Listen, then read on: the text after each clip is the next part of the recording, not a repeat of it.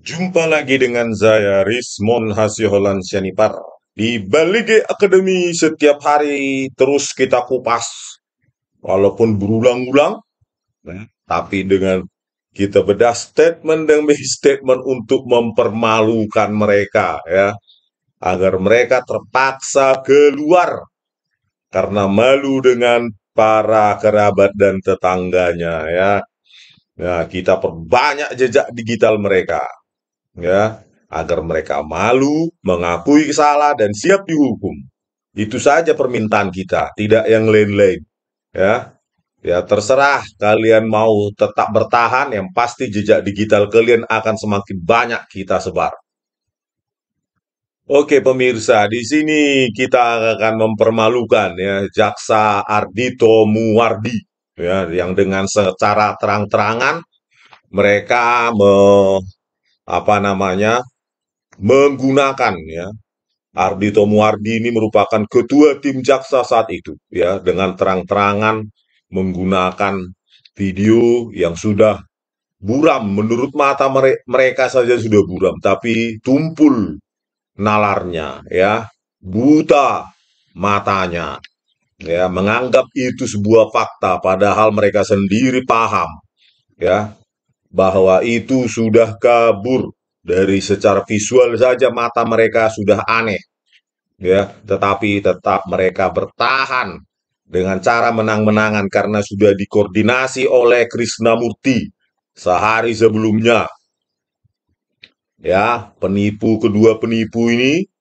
Christopher Harimanrianto dan Muhammad Noah Lazar, tanggal 10 Agustus 2016 hadir, sudah dikoordinasi sehari sebelumnya oleh Direktur Reskrimum Polda Metro Jaya saat itu, Krishnamurti, ya, ada fotonya, ya. Mereka sudah koordinasi dengan Jaksa Sandiaga, Sugi Carvalho, bukan, Wahyu Oktaviandi, dan Hari Wibowo. Ya, kita sekarang kupas dulu jaksa ini, biar makin malu mereka. Ardhito Muwardi pernah menjabat Kajari, Kepala Kejaksaan Negeri Jakarta Timur. Selanjutnya dia naik lagi pangkatnya menjadi Asisten Pidana Khusus Aspitsus Kejaksaan Tinggi Jawa Timur, ya, Aspitsus Kejati Jatim. Bayangkan orang semacam ini, jaksa semacam ini, ya, secara nyata-nyata, ya, secara tidak tahu malu, secara barbar, biadab, ya, sadis, ya, memaksakan menggunakan video yang sudah direkayasa oleh kedua penipu perekayasa Muhammad Noah Lazar dan Christopher Harimantianto di persidangan, tanpa hati, tanpa ada rasa nurani manusia, ya, sampai saat ini masih diam, bungkam ini orang, ya. Korban rekayasa mereka ini sudah 8 tahun dibunuh, ya, tidak pernah mereka memproyeksikan ke diri mereka, ke keluarga mereka, bagaimana itu jika terjadi ke darah daging mereka, ya. Ini orang bukan lagi manusia ini, ya.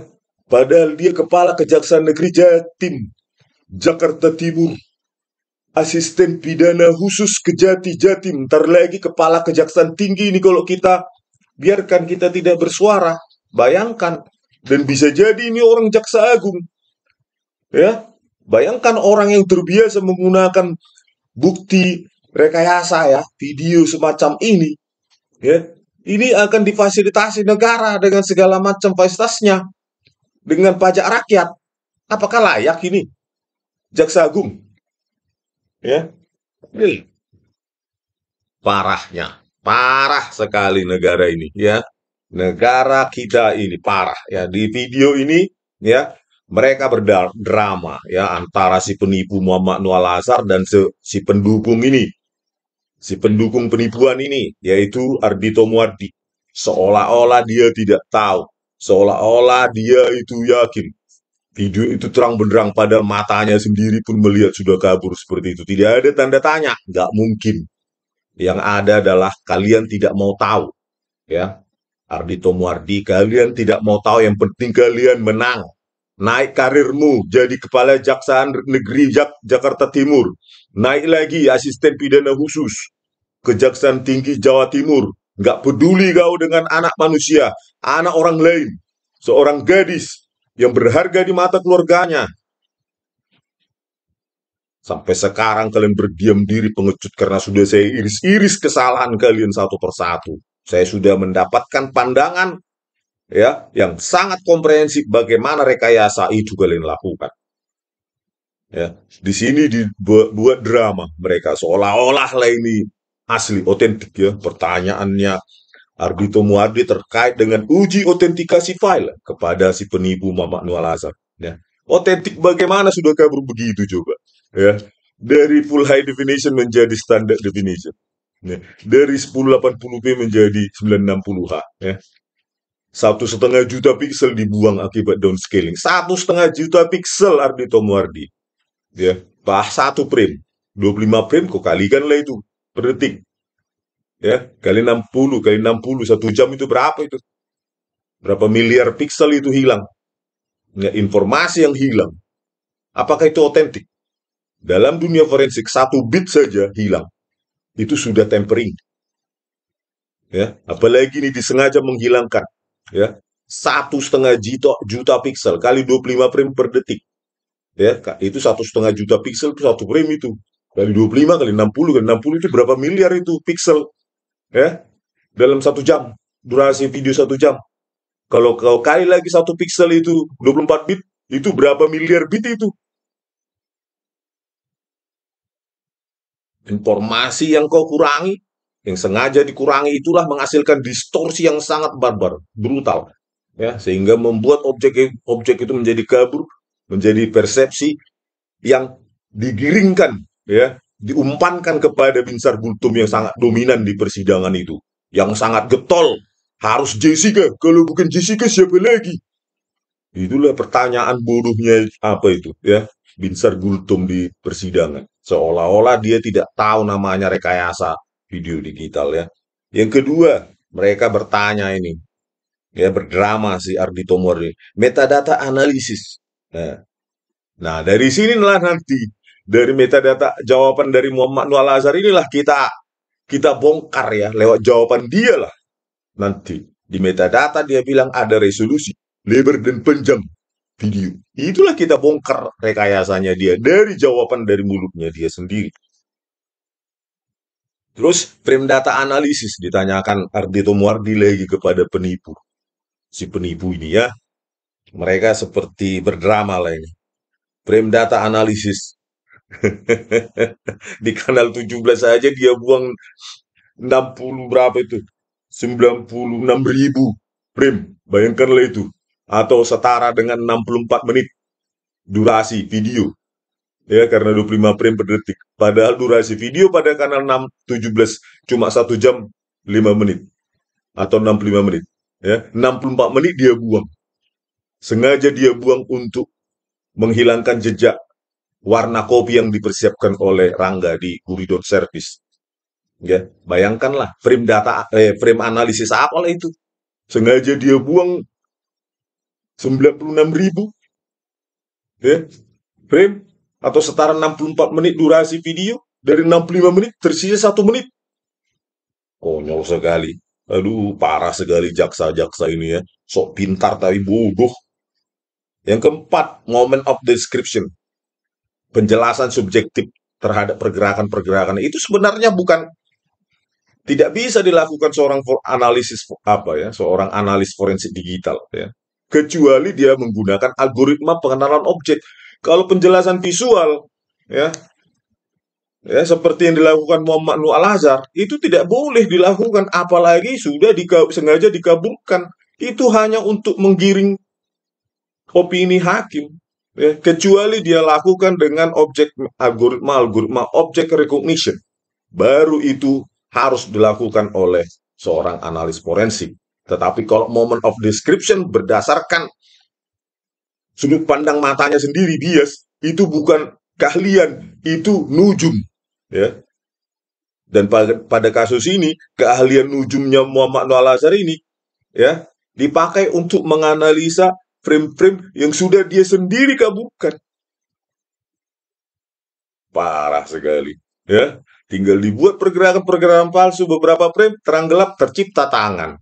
Beberapa frame tercipta pergerakan paperback. Beberapa frame tercipta sedotan dan lain-lain dan lain-lain. Aduh, Ardito Muardi, di mana lah kalian sekarang ya? Satu-satu lah kalian tak saya tampilkan apa kalian ya? Thumbnail kalian besar-besar, kepala kalian saya tampilkan wajah kalian supaya didengar ke Jaksa Agung Pak Burhanuddin supaya malu dan kalian dipecat dan diproses hukum karena sengaja menampilkan ya untuk menang-menangan untuk karir kalian ya video yang sudah direkayasa padahal matamu sendiri secara visual bisa melihat itu buram ya. Bagaimana mungkin kau bilang alat bukti harus lebih terang daripada cahaya padahal kalian juga tidak paham apa pergerakan itu karena sudah sangat kabur dan rusak dilakukan oleh Muhammad Nual Azhar ya. Parah sekali. Nah inilah video drama mereka itu ya, drama seolah supaya meyakinkan hakim bahwa oh ini otentik, saya sudah lakukan uji autentikasi, metadata analisis, frame analysis, moment of description untuk meyakinkan ya rekayasa mereka supaya tidak tercium oleh Binsar Gultom dan hakim lainnya dan publik gitu ya, meyakinkan ini.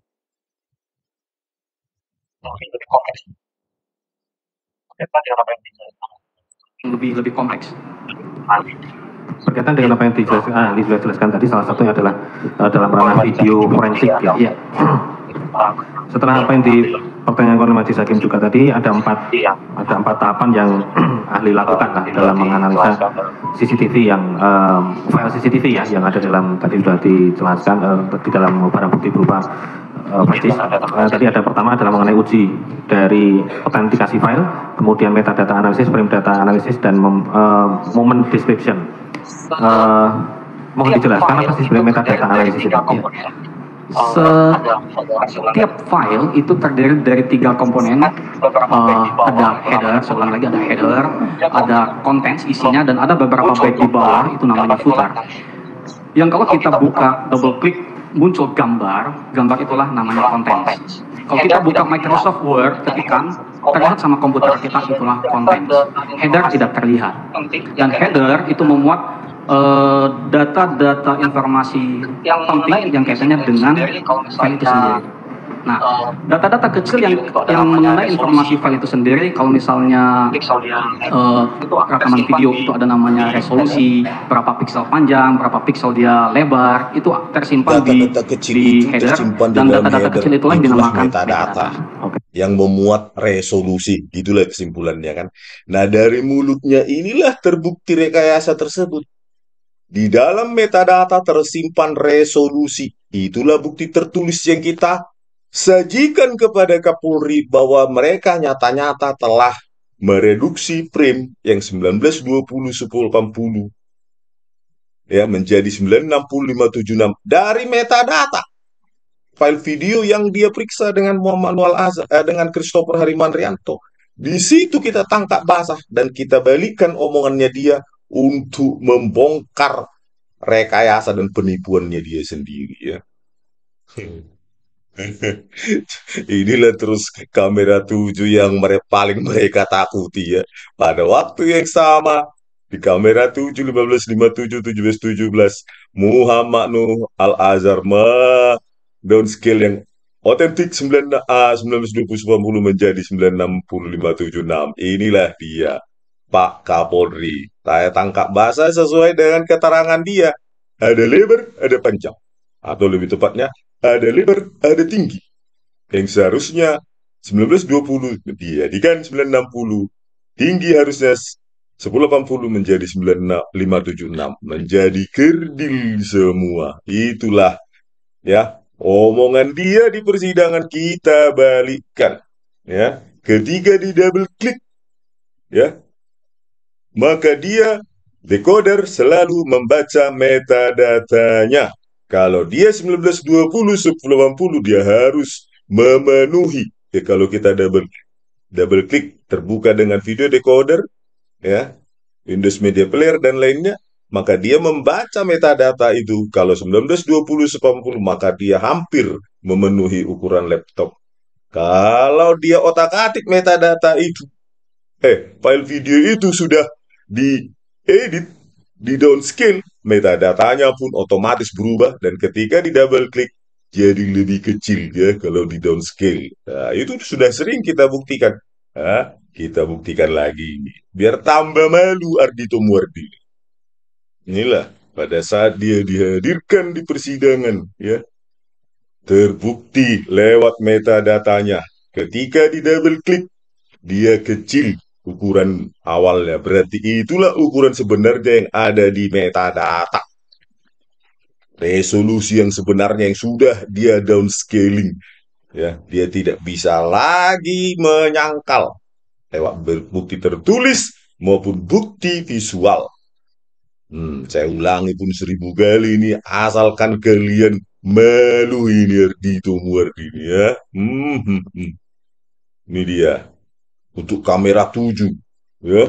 Kamera 7 yang maha penting dipermainkan seperti ini. Nah, ketika dibuka kecil, itulah ukuran awalnya ya. Kecil. Itulah pekerjaan dari Muhammad Nur Al-Azhar yang sekarang masih bersembunyi di institusinya. Kapolri, jangan lindungi orang semacam ini. Jangan pernah pakai uang negara untuk menggaji penipu, perekayasa, pengkhianat rakyat seperti ini. Saya ingatkan. Ya Pak, jangan buat masyarakat Indonesia marah.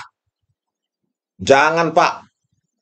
Saya katakan, ya, saya bukan mengancam ini. Tapi begitu sekarang banyak masyarakat paham, ya, Bapak tidak apa-apain, tidak pecat, tidak pidana penipu dan perekayasa ini, ya, Pak, jangan menyesal jika nanti rakyat marah dan tidak percaya lagi kepada kepolisian. Makanya jangan dipelihara oknum busuk semacam ini. Pecat, pidanakan, penjarakan kalau bisa seumur hidup. Gitu. Ya. Itu aja pesan saya, dan mungkin netizen-netizen yang lain yang mendukung ya.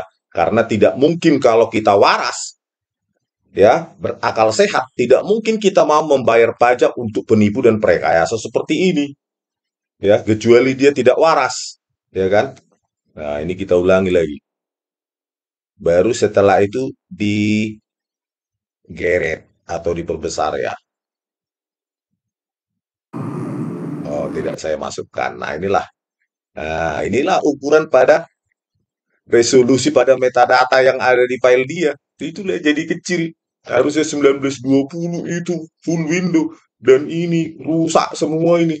Bagaimana mau menganalisa kejadian apapun di meja 54 udah sengaja dia hancurkan itu. Ya, kalau secara visual sudah ada video saya ya. Ya. Sebenarnya yang dilakukan bukan dari 1080p menjadi 960h ya. Di downscaling langsung ya. Bukan.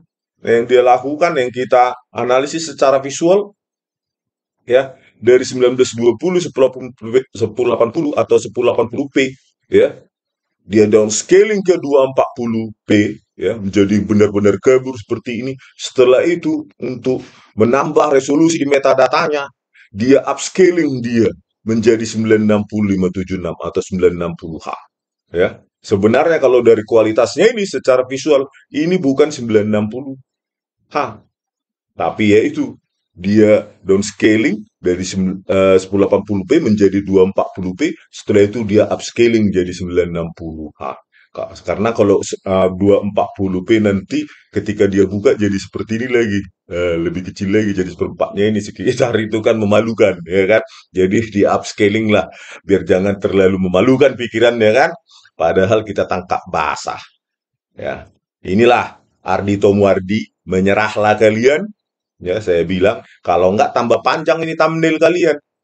Satu demi satu wajah kalian nanti saya tambahkan ke video saya. Dan itu mudah-mudahan dijadikan news ya oleh Ayo Jakarta dan lain-lain ya, untuk media-media lainnya yang berjuang, patriot-patriot teks, patriot-patriot literasi. Karena mereka pun pasti tidak mau ya rekayasa semacam ini yang sangat brutal, barbar, biadab, tragis, sadis terjadi di republik yang mereka cintai. Ya, mereka pasti ingin juga ya, kalian-kalian juga netizen ingin para jaksa ini ditangkap, dipecat, ya, karena sudah terang-terangan menggunakan bukti rekayasa di persidangan, ya. Jaksa apa itu? Ya, lebih banyak jaksa yang baik di sana, bukan orang ini, gitu loh. Oke pemirsa, sekian dulu dari Balige Academy di tepian Danau Toba yang indah. Horas.